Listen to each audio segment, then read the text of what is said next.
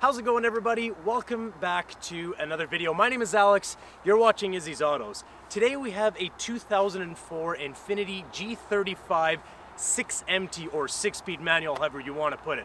This is my personal vehicle, but I'm going to be delivering you a review that is impartial and free of bias. I'm going to tell you all the good things about the car, the bad things about the car, and then we're going to take it out on a drive and see what it's like on the road. The question I want to ask today is this though. If you're interested in buying a luxury sports sedan for not very much money, is the G35 a good option for you? Stick around and we'll discover that today.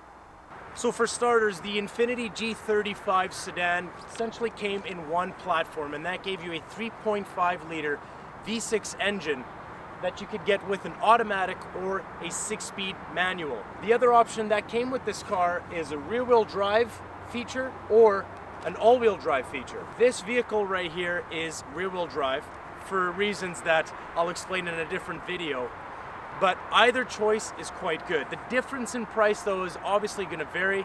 The rear-wheel drive version is the most common Infiniti that you can find out there in the G35 lineup, but you could also find some all-wheel drive cars, but expect about a $2,000 to $3,000 difference in price.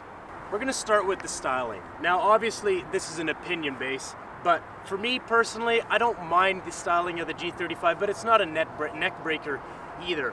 Over the years though, they did kind of tweak and give it a little bit of a facelift, and they changed the bumper on a couple of the newer models.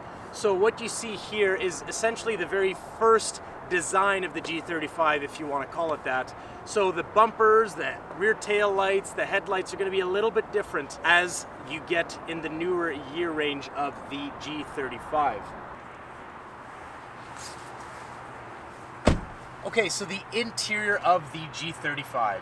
There are going to be certain things you're going to notice with the G the moment you step inside of it. We're going to start with the styling here. This, you could tell, is a little bit of an older vehicle based on the layout of the gauges, the layout of the vents, and everything that's on the dash just seems a little bit different. But at the time, you could appreciate it because it was a very unique design. But the one thing I will say with Infinitis is that their interiors hold up very well as time goes on. The seats are still very comfy. The leather isn't even that bad either. It's not too crinkled or anything like that. There's very little fade with all the soft touch materials that you find inside the car. So overall, Infiniti does a very good job when it comes to the longevity of the interiors that you find in here. Now, how's the space? The space, I think, is actually really good on the G35. You have plenty of room here for the driver, lots of headroom. You've got ample leg room as well down here too. And the nice thing with the seating position is you can adjust it in various ways. And the cool thing with the Infiniti Gs and some of the 350s as well is rather than having the seat controls on the side of the car, it's actually going to be mounted right alongside the center console. So your forward and back button, all these buttons are going to be located right here. It's quite unique. Not many cars have that, but I actually quite like it. You're going to find some pretty good build materials. They didn't use too many plastics, and they didn't really cheap out with the design either. This is a 2004, and this car comes with dual climate control. At that time, was pretty impressive. Auto-dimming rear view mirror. It's got heated seats, power seats, memory seats as well, cruise control. Some of the models even come with Bluetooth and navigation. Mine didn't. And this also has a Bose sound system, which I will say is actually quite good. Now let's talk about the transmission. The 6-speed, it's not very common in these cars anymore. And you do pay a little bit more money if you're looking for a 6-speed manual. But I will say this though, if you're someone who's learning to drive a manual for the first time, this car might be a little bit more challenging. Number one, the clutch itself is a little stiff. And number two, the gears do require you to kind of manhandle them. They're not the softest ones to go in, but they're very direct. But you gotta have a little bit of muscle to kind of put them in. Now, as an enthusiast, I enjoy that because it adds to the experience. But if you're just someone who's looking for a practical, easy to drive manual, maybe you might wanna look at some Hondas instead. Okay, now the rear. This has to be my favorite part of the car, even though I don't get driven in this vehicle. The amount of space in the back of the G35 is absolutely ridiculous. Look at all the room that I've got here. I am sitting so comfortably, And the nice thing with these seats is that they actually recline. So you got two little levers right here. You press on the lever, that can bring the seat up if you want a little bit more of an upright position. But if you're going on a long trip, for example, or you're really tired after a long day's work, and you apparently are a diplomat being driven in this car back in 2004, pop that all the way down, and now you've got a really nice, relaxing drive. And I gotta say too, this seat comfort back here is absolutely fantastic. Very, very cushy, super, super comfortable. And this center console is massive. You've got two cup holders, which I might add are very tiny and won't really fit much. But the center console just makes it that much more comfy to relax in here. And you also have a center passway. If you do have skis or something and you want to bring the skis through, you've got this option.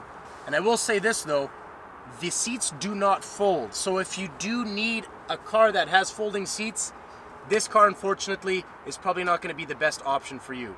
Now I will mention this as a word of caution. This unfortunately happened a couple days ago. Someone decided to hit my car and run. But this word of caution is going to be rust. These Infinitis do rust, especially along the fender well. You will start to see some rust surface around here initially. And even underneath the doors, I'll zoom in here to show you guys, you will start to see some rust and corrosion begin to happen on these Infinitis. This is not unique to this car, this is an Infiniti issue. You'll also begin to find some along the weather stripping area near the front windshield, so do bear that in mind as well. Okay, so underneath the hood, and this could probably be one of the most important parts about a vehicle, the engine. It's a 3.5 liter, as I mentioned before. But the nice thing with this motor, the VQ motor, is that it is highly dependable. These cars are known for running well over 200,000 kilometers, so in miles I don't know what that would be, but that'd be pretty decently high. They have a timing chain, which means you don't have to spend money, that $1,400 to $2,000 at that 110 to 120,000 kilometer range to replace a timing belt. These chains are generally able to last the entire lifespan of the vehicle, of course if you maintain everything accordingly.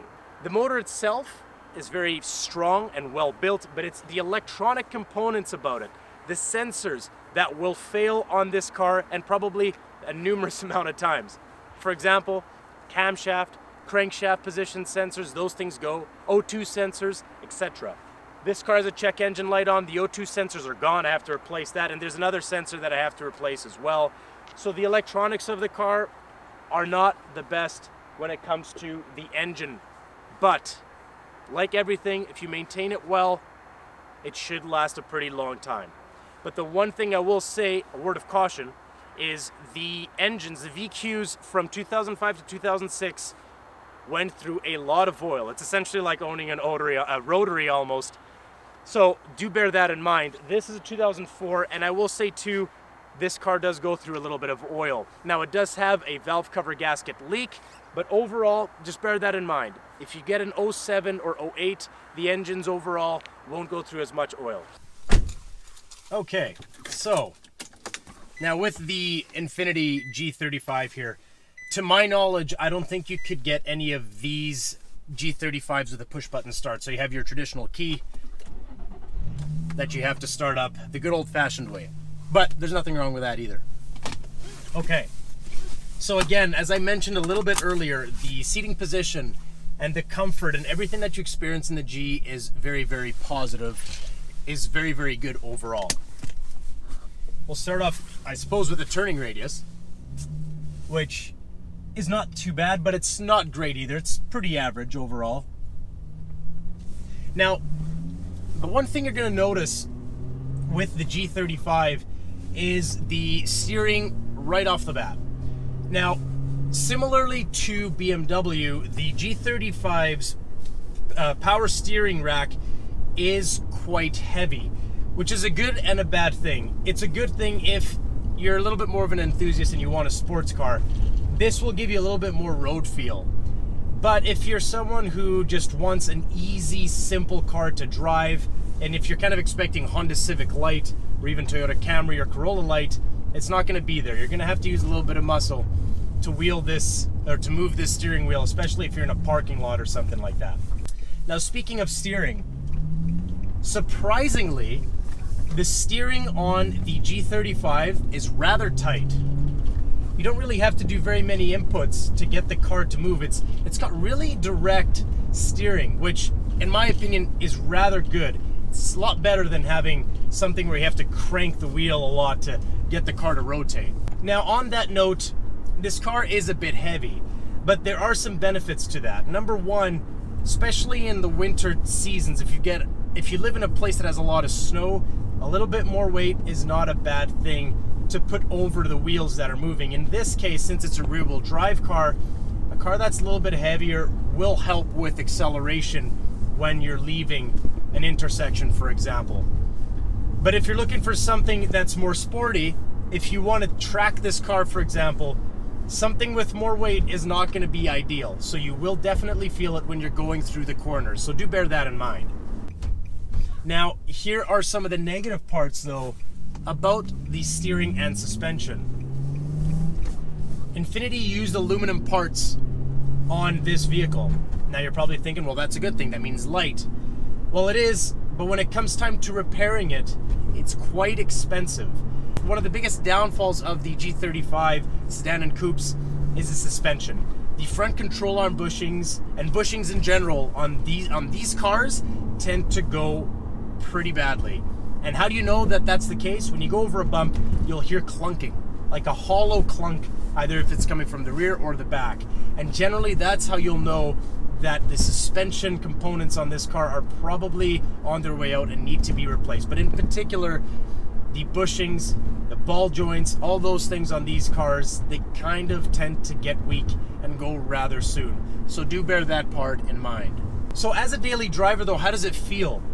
Well, I'm going to tell you, in all honesty, this is a really good option for you because I bought this car with the purpose of me driving it in the summer and in the winter on a day-to-day basis. And I'll tell you right now, this car is a fantastic option because it's a comfortable ride. You go over bumps, the car does a good job at soaking up the bumps overall, and you have plenty of space too, which is a nice thing to have. Now, I will say though, when it comes to compartments, you're going to find quite a few of them. You've got your glove box, and right above, you actually have another cubby that just goes right above that, which is kind of cool. Now you have your cup holders, which are square. So they're not the best cup holders at all, because I have yet to see square cups when you go to McDonald's and you ask for a large square Coca-Cola. Didn't really catch on. Maybe Infiniti thought it was going to be different in the future, but it obviously didn't happen. In this little cubby, which is pretty deep, I must add, it is the perfect size for a modern day cell phone. You can literally just pop it right there, and I don't recommend this, but if you're bored, you could even watch a movie while driving. Again, I don't condone it, but you've got that option. And it's perfect for GPS too, so if you don't have a GPS, you can put your phone there and boom, you've got the visual pretty much at the level that you would expect a GPS to be. So that's kind of cool. Power. Okay, I'm going to tell you right now, overall, I don't think you really need any much more than this for a daily driver. And given that this is naturally aspirated, so in other words, it doesn't have a turbo, the cost of ownership is going to be that much lower overall. But that also means too that you've got instant torque response when you need it. So for example, right now I'm at 2,500 RPM and it'll accelerate quite nicely. It's pretty linear power band, and you don't really need to wring its neck to get the most amount of power out of this power unit, which is rather positive. Going around this bend here, it's pretty composed, and the steering weight, honestly, is really, really good. Really, really good. I'd put it really close to the BMW power steering racks of the time, the mechanical ones when they had them. This was actually it put up a pretty good fight, I gotta say. Now, don't be surprised if when you get your Infiniti that you find it with a check engine light. Like I said, these cars do have quite a few gremlins when it comes to the electronics and the sensors of this vehicle. Mechanically, they're pretty solid. The transmissions are pretty solid overall. Do bear in mind, however, that some of them might have synchro issues, meaning if you shift into the gear, it might grind. If you find that on the car, that's definitely a point of negotiation that I would use to get a lower price, so do bear that part in mind. But overall, going down this really nice road here,